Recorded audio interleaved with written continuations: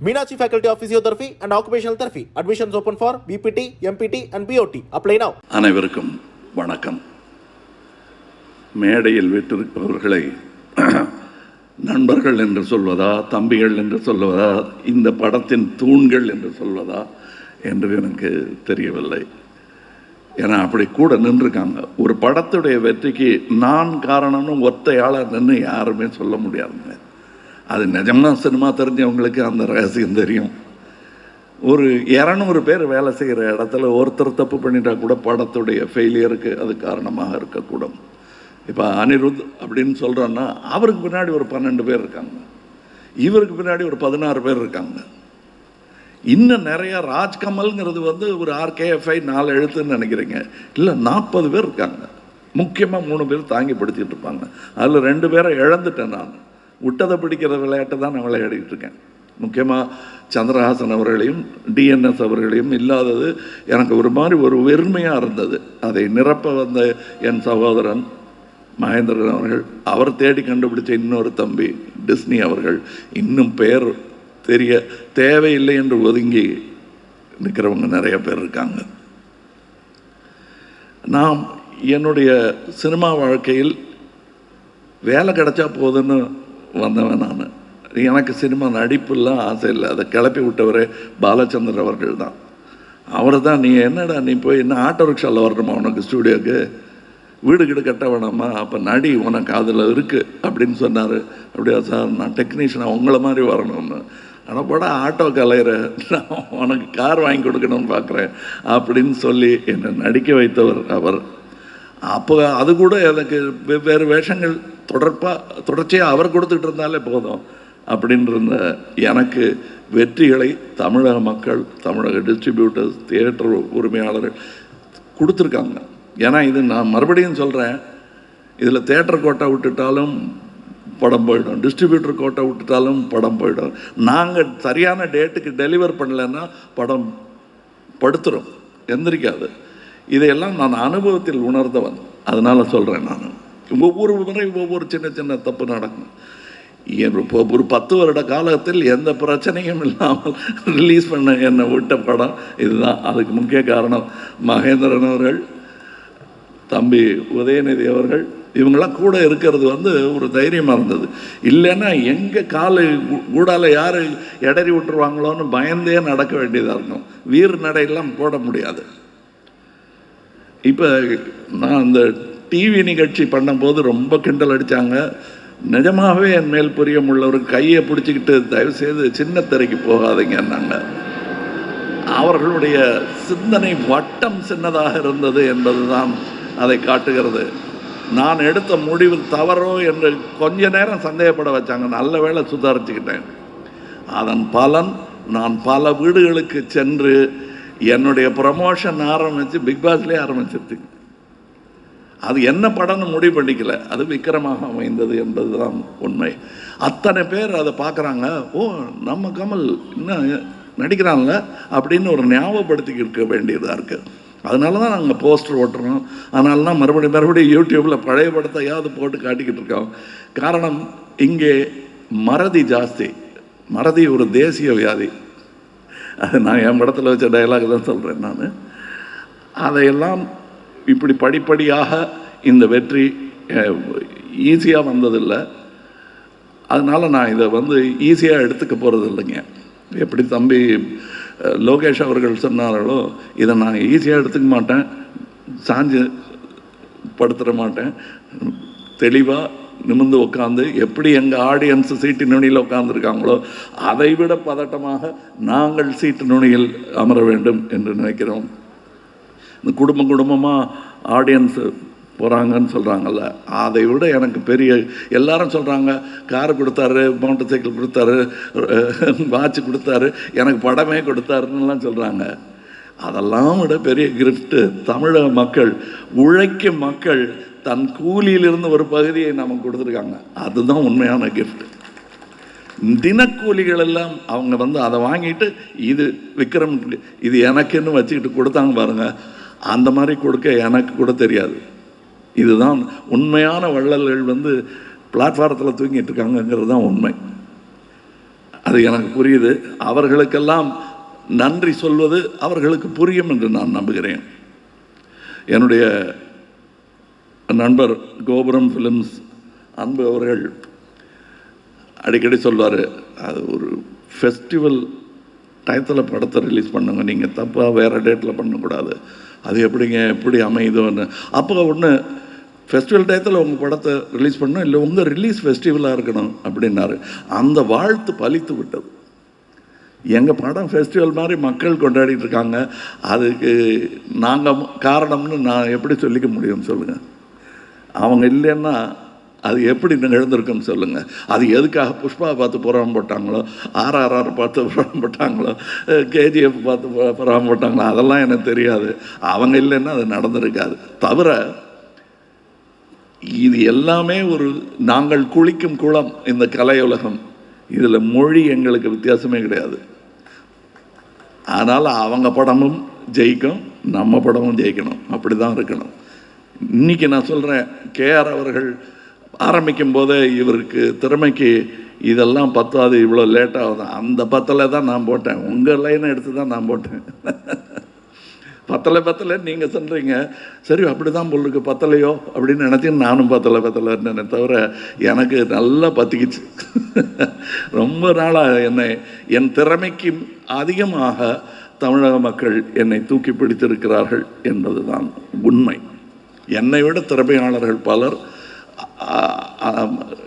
வாய்ப்பு கிடைக்காமல், என்ன மாதிரி நல்ல குருமார்கள் கிடைக்காமல் காணாமலே போயிருக்கிறார்கள். அது எனக்கு தெரியும். நாம் இந்த நல்ல படத்தை ரசிகர்கள் விட்டுற மாட்டாங்க. நான் நல்ல படமாக இருக்கணும், நான் நல்ல படம்னு தன் கொஞ்சம் பொன் கொஞ்சம் சொல்லிட்டு இருக்கிறதுல அர்த்தம் கிடையாது. நல்ல படமாக இருக்கும்போது அதை விட்டுற மாட்டாங்க. அந்த நல்ல படம் என்ன என்பதை ரசிகர்கள் மத்தியில் உட்கார்ந்து புரிந்து கொண்டு பாடம் படித்து, என்னுடைய சீடன் என்கிறார், தம்பி என்கிறார், ரசிகர் என்கிறார், எது வேணா இருங்க, நீங்கள் வாத்தியாரம் மாறணும். ஏன் தெரியுமா? நிறையா கற்றுக்கணும்னா கற்றுக் கொடுக்கணும். இது நான் IIT தலைவராக இருந்த அனந்த் ஒரு வார்த்தை சொன்னார். ஃபிசிக்ஸுக்கு கற்றுக் கொடுத்துருந்தேன், ஒரு முக்கியமான பாடம், 30 வருஷம் அதே பாடத்தை கற்றுக் கொடுத்துட்ருக்கேன் நான். திடீர்னு ஒரு நாளைக்கு என் கண்ணிலேருந்து தாரையாக கண்ணீர் வடிச்சிச்சுங்க. நான் கற்றுக் கொடுக்குற பாடம் எனக்கே புரிஞ்சிருச்சுன்னாரு. கற்றுக் கொடுக்கும்போது தான் நீங்கள் கற்றுக்க முடியும். அதனால் கற்றுக் கொடுக்குறது ஏதோ பெரிய பொசிஷன்னு நினைக்காதீங்க. நிறையா பேர் கற்றுக் கொடுங்க. உங்களுக்கு தெரிஞ்ச ஒரு வித்தைன்னு எதையுமே பிடிச்சி வச்சுக்காதீங்க, கொடுத்துருங்க. அது வளரத்தான் செய்யுமே தவிர அது வீணாக போகாது. யாரும் எடுத்துகிட்டு போய் அதை வச்சு பிழைக்கலாம் முடியாது. இளையராஜா கொடுத்துட்டா உடனே எல்லாரும் மியூசிக் டைரக்டர் ஆகிடுவாங்க. அனிருத் கொடுத்துட்டா எல்லாரும் மியூசிக் டைரக்டர் ஆகிடுவாங்களா?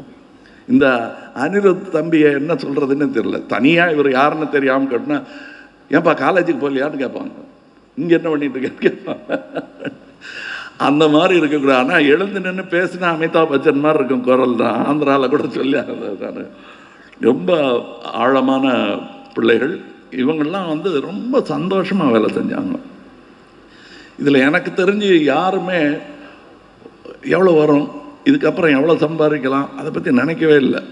சம்பாதிக்கணும், அது நம்ம தகுதிக்கு ஏற்ற மாதிரி ஃபஸ்ட்டு நல்ல படத்தை கொடுக்கணும், அப்புறம் பாருங்கள், சாப்பிட்டு பாருங்கள், நல்லா இருந்தால் கொடுங்கங்கிற மாதிரி ஒரு வீதி வியாபாரி மாதிரி ஒரு உற்சாகத்துடன் அவர்கள் படத்தை செய்தார்கள். அதுவும் இவர் எல்லாம் ராத்திரியில் தான் எடுப்பார். அவருக்கு என்றைக்குமே சிவராத்திரி அவருக்கு. அதெல்லாம் என்னை ரொம்பவும் தொந்தரவு பண்ணாமல் என்னை சீக்கிரம் அனுப்பிச்சி வச்சுட்டு, சீக்கிரம்னா என்ன 2-3 மணிக்கு அனுப்பிச்சிடுவாங்க. அதுக்கப்புறமும் தொடர்ந்து சூரியனை பார்த்துட்டு தான் ஓய்வாங்க அவங்க. அந்த மாதிரிலாம் வேலை செய்தவர்கள். அவர் மட்டும் இல்லை, அவர் கூட நிறையா பேர். இப்போ தம்பி உதயநிதியை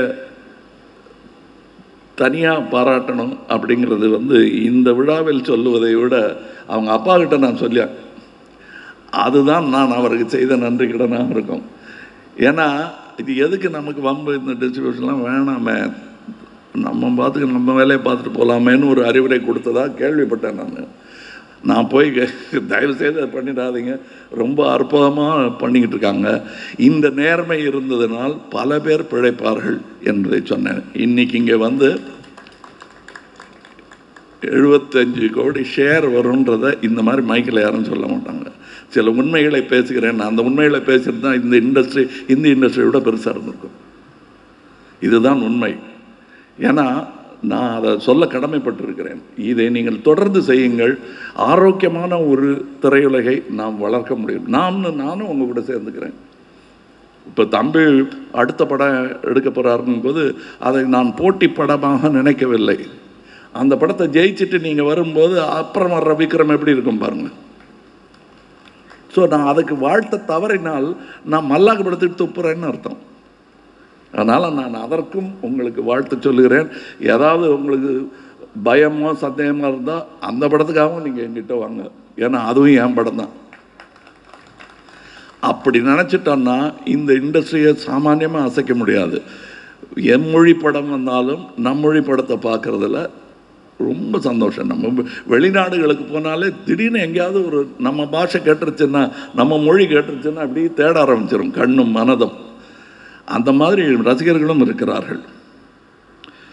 அந்த ரெட் ஜெயண்ட் மூவிஸுக்கு வேண்டுகோள் என்னென்னா, தொடர்ந்து இதை வேறு எத்தனை வேலை இருந்தாலும் நீங்கள் ஆக்டிங் பண்ணுங்கள், பாலிடிக்ஸ் பண்ணுங்கள். இதை ஒரு பெருங்கிளையாக, இந்த மரத்தின் கிளையாக நீங்கள் வைத்து காக்க வேண்டும்.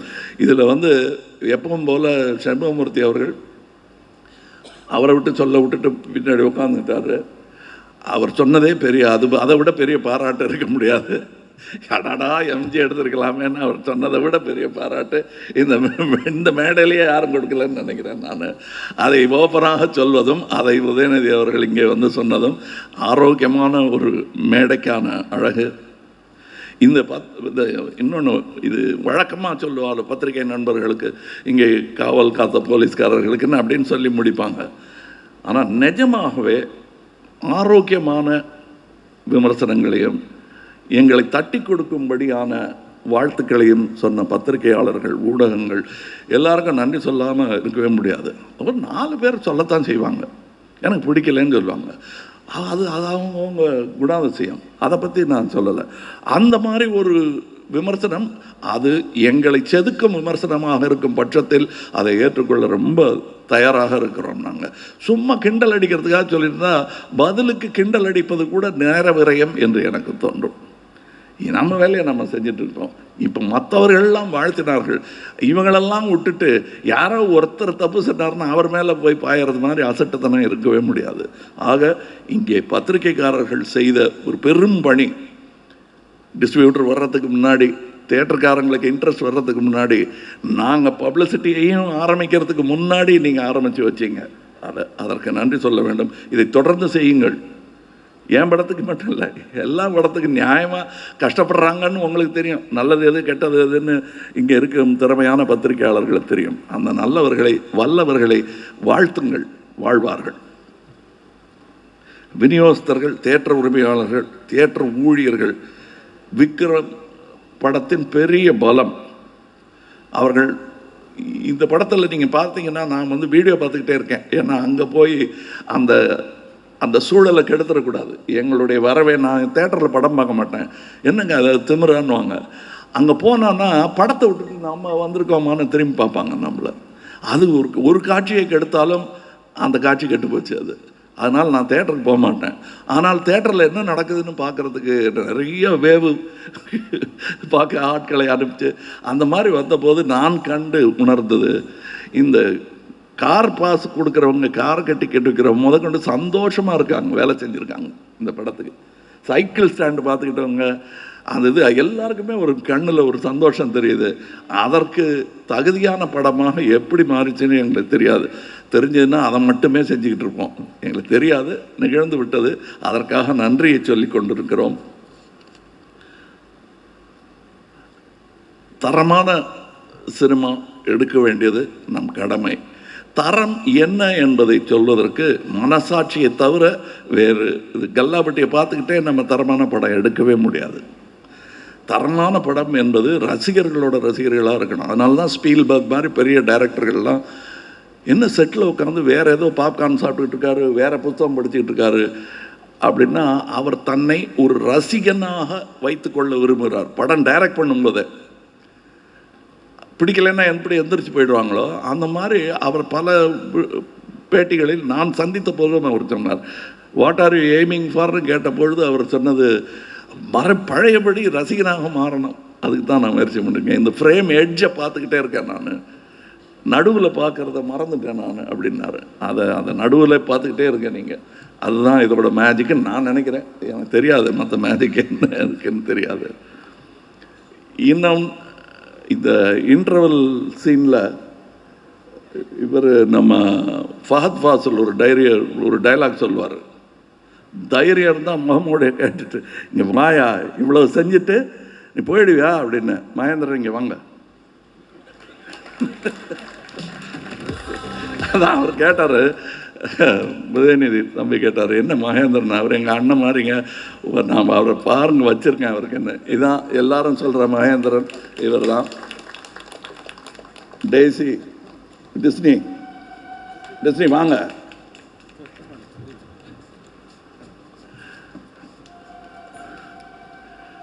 இப்போ மட்டும் உட்காருங்க, அப்புறம் உட்காராதீங்க, ஓடிக்கிட்டே இருங்க.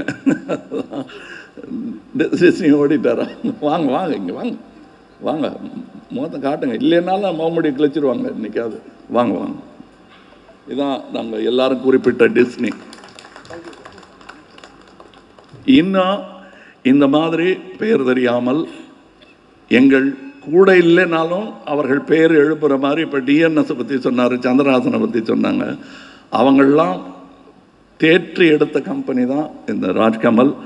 அப்படி அவங்க கொடுத்த அந்த லங் பவரில் தான் நான் லோகேஷுக்கு இந்த மாதிரி சுதந்திரங்கள்லாம் கொடுக்க முடியுது.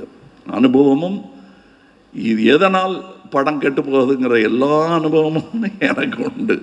இப்படி பண்ணால் இது விட்டுருவோம், அது ஒரு பலூனில் தண்ணி அடைச்ச மாதிரி, இது நம்ம கைக்கு ஏற்ற மாதிரி புதுங்கும். அதையெல்லாம் அனுபவித்து இப்போ நான் சொன்னதில் முக்கியமாக நீங்கள் அடிக்கோடிட்டு புரிந்து கொள்ள வேண்டியது, கடந்த 10 வருடங்களில் இவ்வளோ ஸ்மூத்தாக ஒரு படத்தை நாங்கள் ரிலீஸ் பண்ண விட்டதில்லை. நாங்கள் எங்கள் தப்பு கிடையாது. அதுக்கு முக்கிய காரணம் மகேந்திரன் அவர்கள். அவருக்கு இந்த மேடை அவருக்கு பிடிக்காது, இருந்தாலும் இவர் அடையாளம் காட்ட வேண்டியது என் கடமை. அதனால் நான் அடையாளம் காட்டுறேன். இது நிறைய பேர், இப்போ கேஆர் அவர்கள் சொன்னது மாதிரி நிறைய பேர் இந்த படத்துக்கு சம்பந்தமே இல்லாதவர்கள் அதை வாழ்த்தி கொண்டிருந்தார்கள். அந்த வாழ்த்தும் இந்த வெற்றிக்கு ஒரு காரணம். இப்போ உங்கள் எல்லாரையும் நான் அன்பாக கேட்டுக்கொள்வது, இதெல்லாம் பேசிக்கிட்டே இருக்கலாம், எங்களை சொல்லி மாளாத நன்றியும் சரி பெருமிதமும் எங்களுக்கு கட்டுக்கடங்காமல் இருக்கிறது. முகம் சிவக்கும் அளவுக்கு பேசி கொண்டிருப்போம். ஆனால் இங்கே நாம் எல்லோரும் ஒன்றாக இருந்து விருந்து சாப்பிட வேண்டும். அதை நீங்கள்லாம் இருந்து எங்களை கௌரவப்படுத்த வேண்டும். கொஞ்சமாக டயட்டில் இருக்கிறவங்க கொஞ்சமாக சாப்பிடுங்க, பசித்தவங்க நிறையா சாப்பிடுங்க. நாங்கள் பசித்தவர்கள் ஆவலாக காத்து கொண்டிருக்கிறோம். ஆரம்பிக்கலாமா?